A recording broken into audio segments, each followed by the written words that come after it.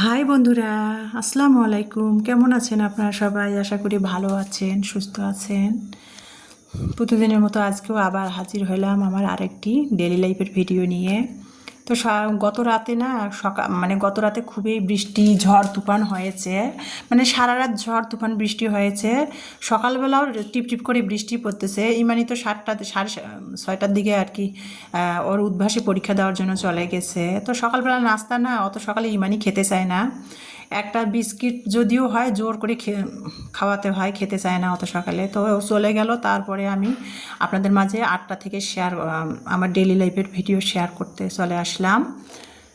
তো এই যে দেখতে পাচ্ছেন সকালবেলা কিন্তু গতকালকে ভাত ছিল ফ্রিজে, সেটা গরম করে কিন্তু সকালে নাস্তার জন্য আমরা প্ল্যান করছি যে সকালে ভাত আছে ফ্রিজে, সেটা আর কি নাস্তা খেয়ে নিব। তো সেটা আর কি সকালে নাস্তা খাবো, সেটা আর আপনাদের সাথে শেয়ার করলাম না। তো ইলমা কলা খেতে চায় না। আপনাদের তো সবসময় বলি ডিম কলা দুধ এগুলো ইলমাটা জানি খেতেই চায় না। তো কলা নিয়ে আসলে না, আর গরম প্রচুর, তো কলা নিয়ে আসলে কলা মানে গরমে নরম হয়ে যায় বেশি। সে ভাবলাম যে 2টা কলা দিয়ে, যেগুলো কলা বেশি নরম নরম হয়ে গেছে সেখান থেকে 2টা কলা বেছে নিয়ে 2টা কলা দিয়ে ভাবলাম যে কলা দিয়ে বড়া ভেজে দেয় ইলমাকে টিফিন। কলাটাও খাওয়া হবে, পেটটাও ভরবে বড়া খেলে টিফিনে। তো সকালবেলা ওকে ভাত খাইয়ে দিয়েছি, স্কুলে রেডি হচ্ছিল ভাত গরম করে, আর টিফিন তৈরি করলাম স্কুলে দেওয়ার জন্য। এখানে কলাটা 2টা কলা নিয়ে ভালো করে হাতের সাহায্যে মেখে নিয়েছি, ছেনে নিয়েছি, নিয়ে তারপরে কিন্তু 1 চিমটি লবণ দিয়েছি, চিনি দিয়েছি, 1 চিমটি আমি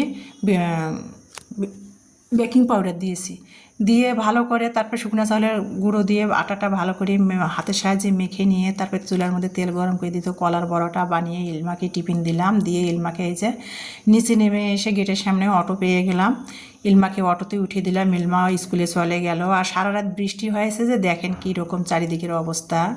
মানে অনেক ঝড় বৃষ্টি হয়েছে দিনাজপুরে। না, আমাদের দিনের বেলা বৃষ্টিটা খুব কম হয়, বিকালের দিকে না হলে সারা রাত বৃষ্টি হয়। এই বর্ষাকাল আসলে এরকম সারা রাত বৃষ্টি হবে, কিন্তু দিনের বেলা বৃষ্টিটা হয় না। মানে আমাদের বালুবাড়িতে কিন্তু পানিটা খুব কম জমেছে, অন্য অন্য জায়গাতে পানি অনেক জমে গেছে। ইমানি কোচিংয়ে গিয়েছে লিলির মোড় আর কি উদ্ভাসে পরীক্ষা দেওয়ার জন্য। ইমানি কোচিং থেকে এসে বলতেছিল, যেহেতু সারাদিন পর আমি ভয়েসটা দিচ্ছি, এখন 6টা বাজে, 6টার দিকে 6:30টার দিকে ভয়েসটা ভিডিও এডিট করে ভয়েস দিতে বসছি। ইমানি কোচিং থেকে এসে বলতেছিল, আম্মু প্রচুর বৃষ্টি, রাস্তায় পানি জমে জমে আছে, অটোতে উঠা যাচ্ছে না, আর অটো পাচ্ছিল না সকালবেলা, টিপটিপ করে যেহেতু বৃষ্টি পড়ছিল আর রাস্তায় পানি জমে জমে আছে। কিন্তু আমাদের বালুবাড়িতে কিন্তু সেরকম পানি জমে না, বৃষ্টি হলে না সঙ্গে সঙ্গে পানি শুকে যায়। মানে নিচে না, বালুবাড়ি জায়গাটা উঁচা। তো যাই হোক, ইমানিও তো কোচিংয়ে 12টার দিকে আসবে। এই যে আমি ইলমাকে অটোতে উঠাই দিলাম। আর অনেক ঝড় বৃষ্টি হয়েছে, গাছের ডালপালাগুলো অনেকটা ভেঙে গেছে। রাতেই বাড়িওয়ালা ভাইদের শাড়ি আর ডালপালাগুলো টেনে টেনে আর কি সরাই রাখছে বাসার সামনে। তো সেটাই আপনাদের সাথে আর কি একটু ভিডিওতে শেয়ার করে দিলাম। আর এই যে কলা দিয়ে যে বড়া বানিয়েছি, ইলমাকে তো টিফিন দিলাম, আরও কিছুটা রয়েছে যে বিকালে নাস্তা খাওয়া যাবে নি, আর ইমানি কোচিং থেকে এসে খাইলে খাবে নি। তো আমি সেটাই আর কি সকালবেলা যেহেতু ভাবলাম যে ভাত খাবো না, সকালে আর কি গ্যাস্ট্রিকের ওষুধ খেয়ে এসবগুলোর পানি দিয়ে খেয়ে নিলাম। তারপরে একটু চা বানিয়ে নিলাম। ওই যে খালা বাড়িওয়ালা ভাইদের খালা একদিন দুই দিন পর পর একটু চা চায়, তো একটু দুধ চা বানিয়ে নিলাম, নিয়ে খালাকেও 1 কাপ দিলাম, আমি খাচ্ছি এই যে টোস্ট দিয়ে। গতকালকে যে টোস্ট নিয়ে আসছি, এই টোস্টটা চা দিয়ে খাওয়ার জন্য আর কি আমি নিয়ে আসছি। তো চা দিয়ে টোস্ট খাবো। ইলমা 4:30টার দিকে আসবে, এই জন্য ইলমাকে একটু ভাত খাইয়ে দিলাম, যে ভাত ছিলই। আর আমি ভাবলাম যে ভাত আর খাবো না, এসবগুলোর পানিটা খেয়েছি, তো এই জন্য আর ভাতটা জানি খেতে ইচ্ছা করতেছে না। সেই জন্য ভাবলাম যে একটু চা দিয়ে টোস্ট খেয়ে নেই। আর কলার 2টা বড়া খেয়ে নিয়েছি সকালে। আর কলার বড়াটা খেতে এত মজা হয়েছিল, মানে কি বলবো, যে বলে বোঝাতে পারবো না, খুবই মজা হয়েছিল। তো বাকিটা আমি ঢেকে রেখে দিলাম, দিয়ে চা দিয়ে টোস্ট খেয়ে তারপর সকালের বাসি বিছনাগুলা গুছিয়ে তুললাম, ঘর ঝাড়ু দিব। তো ফার্নিচারগুলা বিছনা ঝাড়মোছ করতেছি, ফার্নিচারগুলো ঝাড়মোছ করতেছিলাম।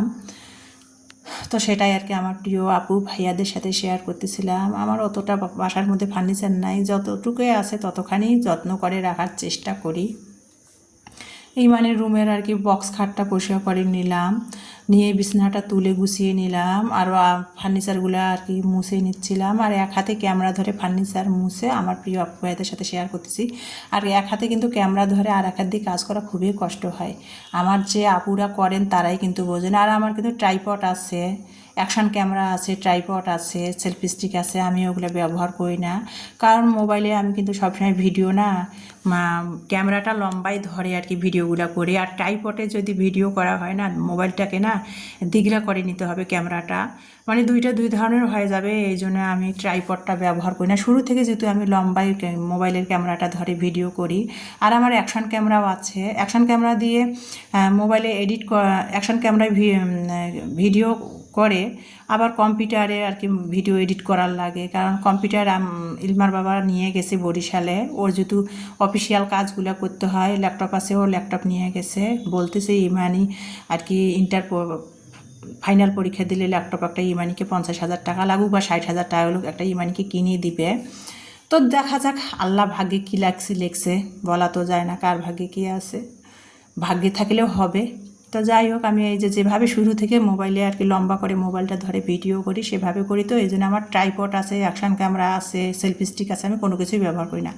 ওই হাতেই মোবাইল ধরে আর কি এক হাত দিয়ে কাজ করে আর এক হাত দিয়ে ভিডিও করি। তো সারাদিনে আমি সকালে বাসি ঘরগুলো ঝাড়ু দিলাম, তারপরে ফার্নিচারগুলো মুছে নিলাম, সেটা তো একটু একটু করে আমার আপু ভাইদের সাথে শেয়ার করছি। আর video A to Z daily লাইফের ভিডিও যেহেতু একটু লং হয়, 9-10 মিনিট তো না, মানে 12-13 মিনিট না হলে তো 10 মিনিট হবেই। ভিডিও টেনে টেনে ভিডিও একটু একটু করে যদি বুঝাতে যাই তাও ভিডিও অনেক বড় হয়। তো যাই হোক, এই যে গতকালকে যে মুরগি নিয়ে আসছিলাম, মুরগিটা রান্না করে নিয়ে নিয়েছি, সেটা দিয়ে কিন্তু ইমানি ভাত খেয়ে নিল। যেহেতু 1টা বেজে গেছে, ইমানি সকালে কিছু খাইছিল না, আগে মুরগির মাংসটা রান্না করে নিয়েছে আলু দিয়ে। আর আমার মেয়েরা তো তরকারি রান্না করলে যে কোনো তরকারিতে আলু খোঁজে। তো ইমানিকে ভাত দিলাম, যাকে ভাত খেয়ে নাও, তারপরে অন্য অন্য জিনিস খেয়েও নিই।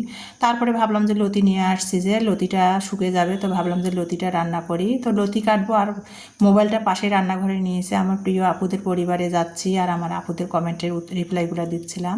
তো লতিটা কেটে রান্না করতে করতে আমার কিন্তু অলরেডি 2টা বেজে গেছে। আর ইমানিকে মুরগির মাংস রান্না করে একটু ভাত দিয়ে দিয়েছি, ইমানি খেয়ে নিল। তো এই যে এখন লতিটা রান্না করতেছি। তো লতিটা ভাবলাম মুরগির মাংস যেহেতু রান্না করেছি, তো লতিটা রান্না করবো। লতি রান্না করলে ইলমা যদি খায় তাহলে আলুগুলো বেছে বেছে খাবে, এই জন্য 2টা আলু লম্বা করে কেটে দিয়েছি। শুটকি, লতি, আলু দিয়ে আর কি চচ্চড়ি করব। তো লতি দিয়ে চচ্চড়ি করার জন্য এই যে প্রথমে আমি পেঁয়াজে 2-3টা রসুনের কোয়ায়, পেঁয়াজে আর শুটকি একসাথে তেলের মধ্যে ভেজে নিলাম। তারপরে যে মাছের যে মশলাগুলো, রেগুলার মশলা ব্যবহার করা হয়, সেই মশলাগুলো দিয়ে আমি শুটকিটা কষিয়ে নিয়ে তারপরে লতি আলুটা দিয়ে কষিয়ে নিলাম। নিয়ে এই যে গরম পানিটা দিয়ে দিলাম, যেহেতু লতির তরকারি গরম পানিটা দিলাম। আর আমার যখন সময় না থাকে না, তখন আমি কিন্তু গরম পানি দিয়ে তরকারি রান্না করি, তাহলে তাড়াতাড়ি হয়। গ্যাসের চুলায় তরকারি রান্না করলাম, আর ম্যাজিক চুলাতে গরম পানি করে তরকারিতে দিয়ে দিলাম। তো রান্নাটা হয়ে গেল, মুরগির মাংস ভুনা করেছি। আর দেখেন আমি লতি কাটছে, হাত দেখেন কীরকম হয়েছে, মানে লেবু দিয়ে হাতটা পরিষ্কার করলাম, তারপরও কালোগুলা হাতের উঠলো না, আস্তে আস্তে উঠবে। হাতটা কী পরিমাণ কালো হয়েছে লতি কাটছি। আর যে জিনিসটা খাইতে মজা, সেই জিনিসটা কিন্তু করতে অনেকটাই সময় লাগে। যেমন লতি একটা উদাহরণ দেয়, লতি কাটতে অনেক সময় লাগে কিন্তু খেতে কিন্তু খুবই মজা লাগে। তো যাই হোক, শুটকি দিয়ে লতি রান্না করে নিচ্ছি, আর মুরগির মাংস, আর খালা একটু পটলের খোসা ভর্তা বানিয়েছে, সেটা খেতে দিয়েছিল। আর আমি যেহেতু ভর্তা লাভার, সেজন্য আর কি খেতে দিয়েছিল, তো সেটা দিয়ে দুপুরের খাবার খাচ্ছি। আর আমার প্রিয় আপুদের সাথে শেয়ার করতেছিলাম আমার দৈনন্দিন জীবনের ভিডিও। তো দুপুরের খাবার খেতে খেতে আমার আপু ভাইয়া সবার মাঝ থেকে বিদায় নিব। সবাই ভালো থাকবেন, সুস্থ থাকবেন, আল্লাহ হাফেজ।